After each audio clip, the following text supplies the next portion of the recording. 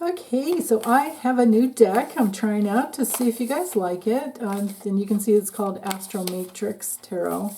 I guess on the back of each card, my friend Jean Oristano turned me onto it, so I want to just send her a big shout out for that. But there's a QR code on the back of each card, and I guess if you put it up to your phone, it opens up, I don't know, maybe they have a library or something of information for each card. And I haven't tried it yet. And there's not much of a little white book that comes with it. And I think it's because you can go to through the QR code and get so much more there than, and it saves paper and printing and all of that. Reminds me back in the day of just carrying around these books, studying in between clients and as much as I could. Oh, back in the day when I did personal training for a living, and then massage. Ooh, the 80s and 90s. Okay, enough about me. Monday, June 10th. So my intention is always to get a message to help you heal your souls. I have allowed for reversals. Get a message for helping with the day, whatever you may need to know for the day or what could help with the day. And also just leave it open because these meetings are not going to fit everybody, or my cards, the cards that come through, they won't fit everybody. And sometimes it's just a lesson in the card meanings. So yeah, Monday, June 10th. There we are right here. Ooh, Judgment came through reversed. Okay. The Queen of Cups came through reversed, and the Eight of Swords is upright. That's interesting. That's a wild combo there. So, okay. Now this deck, let me bring the camera down a little bit. It definitely, or bring the lens down. I didn't move the camera. These cards have stuck as true to, or this deck is very true to the Rider-Waite-Smith, but I love the addition of the astrological glyphs, which was one of the main reasons I bought it. And they're, as you can see, really easy to shuffle. They're really flexible, and there's no glare. They shuffle like a dream. So anyway, let's look at the Judgment card upright first. The Queen of Cups is our theme for the day.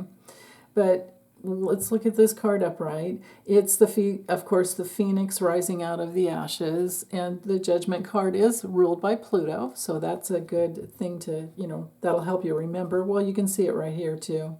You'll get to know the astrological glyphs this way as well. But I went through and wrote on all my cards, so no matter what deck I use, you're going to get it, whether you like it or not. You can ignore it if you don't want it. But so Judgment. Now, traditionally, this straight up is our card for a rebirth, if you're honoring your inner call. And it can bring through a lot of trust on the inner levels, which is just so, it's a wonderful thing to have that connection to your higher self. I mean, it's everything. Once you've worked through enough of the old gunk and let go, and you're truly inside of who you are, it's just there's a world of difference in life. So my prayer is always that you guys find that place within you and you move from that inward place outwardly. With your inner being, Okay, but now we have to look at the fact that the Judgment card did come through reversed. So maybe it's just a lesson in the meanings. So Judgment reversed can be self-doubt. It can be sometimes going through a little bit of a hell realm where you're not trusting yourself. You're in that disconnected place. Now, I have to tell you, when it comes to any type of psychic work, no matter what tool you're using, whether it's astrology, tarot, Lenormand, Kipper, oracles, just the mere act of getting the right cards and finding the right words, drawing the right cards, all of that, it takes so much practice in, and the biggest hurdle to get over is self-doubt. So if you're always doubting yourself, rather than having fun and just playing with it, the way to play with it is look at the artwork. What do the images invoke, right?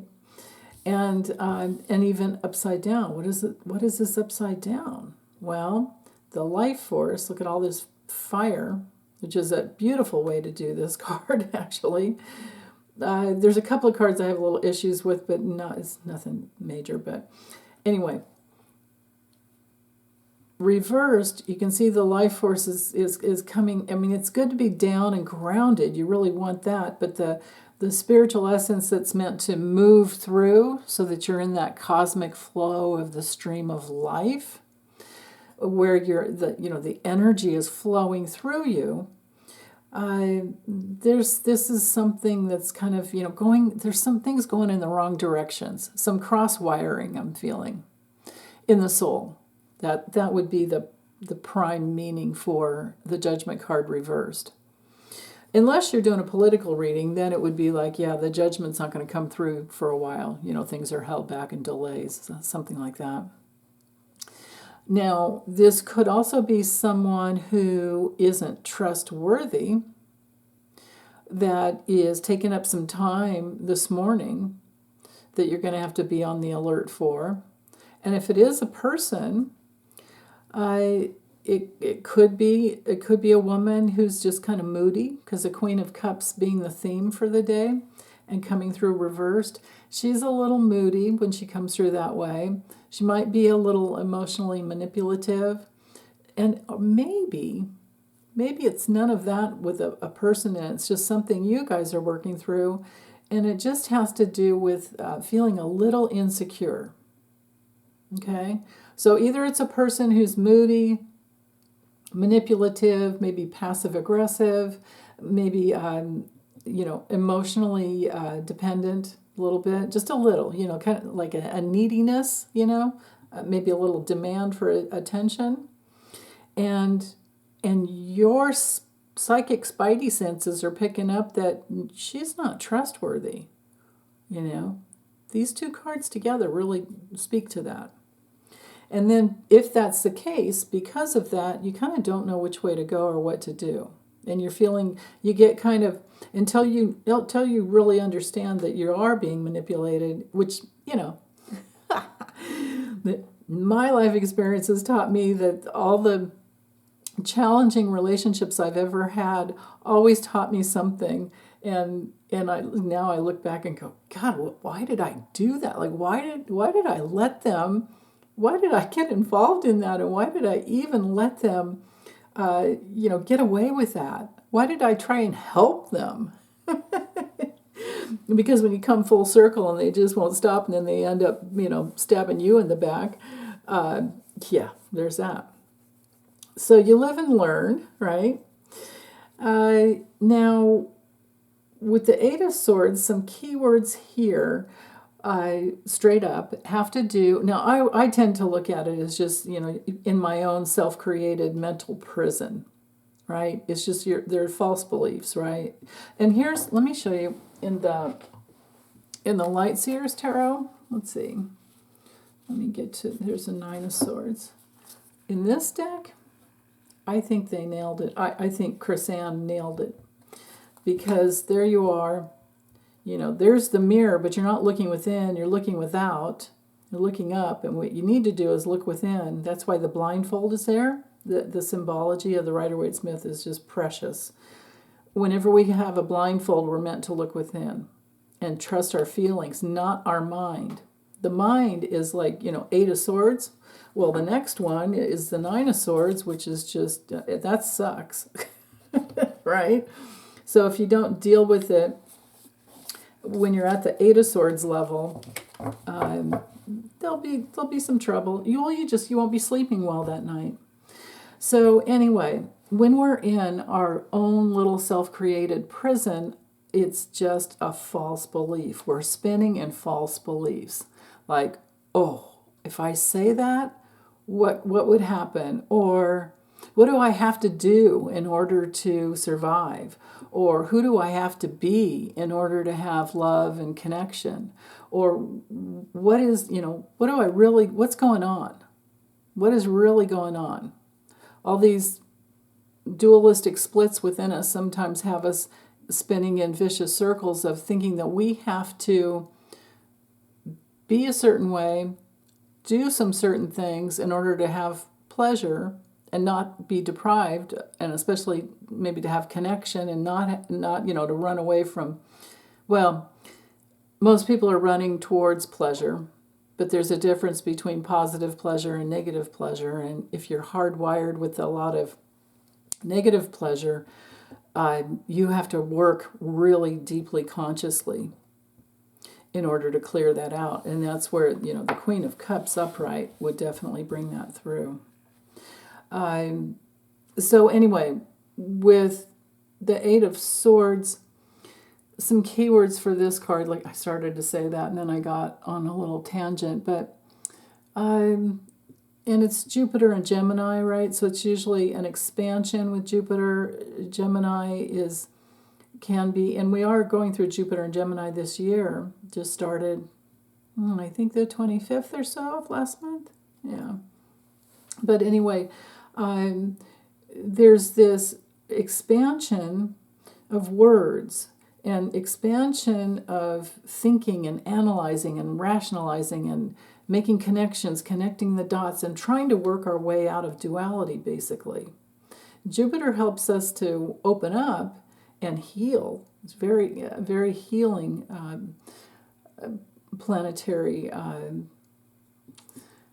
energy. So, that's always good. But sometimes we can just get lost in our mind. And again, in that little self-created, self-imposed prison. And it's comprised, you can see by the artwork, of course, is just restriction, right? But we don't see that her feet aren't tied, and that's one of the beautiful things they changed in this deck.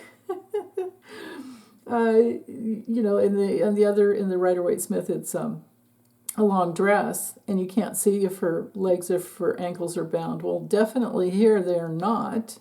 And we don't think her hands are tied. We don't know if her hands are tied. These might just be ribbons that are that she could just kind of shake off, just literally like that. What was it? Taylor Swift. I wanted to say Taylor Smith. No, Taylor Swift song. And then there's the crow up here talking about spiritual law. Well, spiritual law is as you think, you usually create. As you think, then you start feeling, and then you know what I mean? So you have to be careful. You have to be a watcher of your thoughts.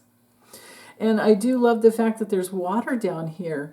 And even though she has the blindfold on, and maybe she can see the little bits of water, but bottom line is, we don't know if she got kicked out of the castle back there for doing something wrong or saying something wrong, and now she's having to think about what she did, or if she's just locked up in her head and needs to get inside her real feelings to help figure out what's going on, and then she can move forward from there. I have a feeling that's probably more like it. So it's a card of isolation, bottom line. That's a major key word there. Now, with the Queen of Cups upright, in this deck, they took the big cover, the big dome off of, and this is the only card in the deck that would have a covered cup. So I have issue with that, personally, because to me that covered cup was holding all that is sacred, which is finding your connection to spirit. And they also removed the little cherub or child's face. I think it was a little cherub. Oh, hold on. Let me look. That's it.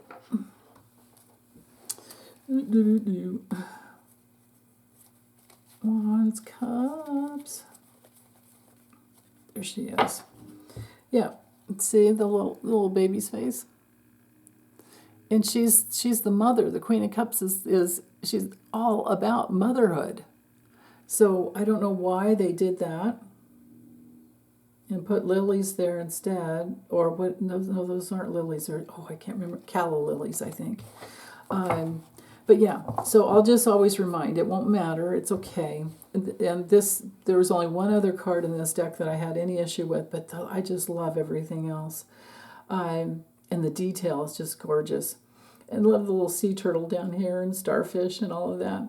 But anyway, Queen of Cups to me is being able to be sensitive enough. It's a card of empathic abilities. It's a card of all sensitivities, of motherhood, caring, and most of all, with the King and the Queen of Cups, it has to do with emotional sensitivity, being in your flow, emotional maturity, right? So maybe we can get some new meanings. Maybe you guys can help me with that, because I know so many of you are so good at reading cards. Maybe we'll get some new meanings for that big open cup. Or maybe I should use the QR code and go look and see why they did it this way. Anyway, I do love the addition of the sea turtle and the starfish. Let's see, anything else with the Queen of Cups, just to give you the upright version and so you could look at the artwork a little more. There's calmness, there's that emotional calmness, there's that just that pure, the feelings that flow, versus emotional reaction where you're kind of like cramped and like, that would be the reversal, which is what we got for the day. So let's do our best. Oh my goodness, this reading's getting long. I'm just looked up at the viewfinder, but it's okay. Let's do our best to stay out of emotional reaction today. Or actually, no. If you go into emotional reaction, allow yourself to have your feelings. Don't get out of it unless you have to, for like a child's sake or something, because you don't want to blow up or fall apart if you're trying to take care of them, right? But if you're just on your own or with people that you trust and love, there's the love there. If you feel emotional reactive material coming up, just know that it's something from the past, and it's usually tied to our childhood, and it could even be tied to past lives. Most often it is. And because, of course, I think that's what sets up the childhood, right? The incarnational task. And just start asking yourself things like, who do you think you need to be in order to have love and connection and approval? And ask yourself what you want. One of the most important things with emotional reactions is just name that you're in it. If you're not in that flow of love and bliss, or half bliss is more than enough, right? On Earth, because we're on Earth. That's the problem. We're in a dualistic realm. So every time you feel an unpleasant emotion of anger or even anxiety or resentment, ask yourself, what is it that you really want? Like what is the wanting that's under the feeling? And maybe, for me, it's always something like,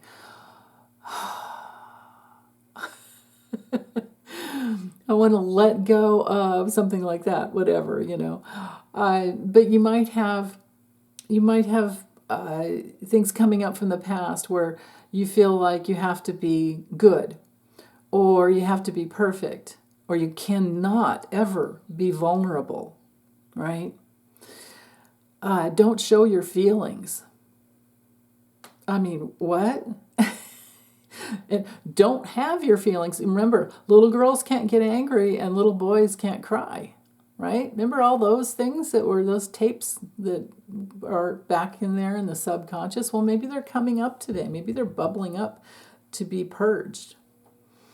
And from there, all those real feelings that are underneath, it's good to process them through. So this, I think, could be a day for processing them through. And maybe that's the reason why the lid is off the cup, or there is no lid. Maybe it's because she gets to this place of emotional maturity and emotional flow, that free flow of feelings that tell you what's going on, because she's willing to look. Most people are really afraid of feeling all of their feelings, but I promise you, they will free your soul. Your feelings will free your old emotional processing through and into the pure feelings. That will free your soul. So that's all I have today to talk about. And if you need help, if anybody gets stuck, I think I still have a couple spots left open this month, but then next month is wide open. But anyway, yeah, hit me up for a session if you need help. Okay, bye.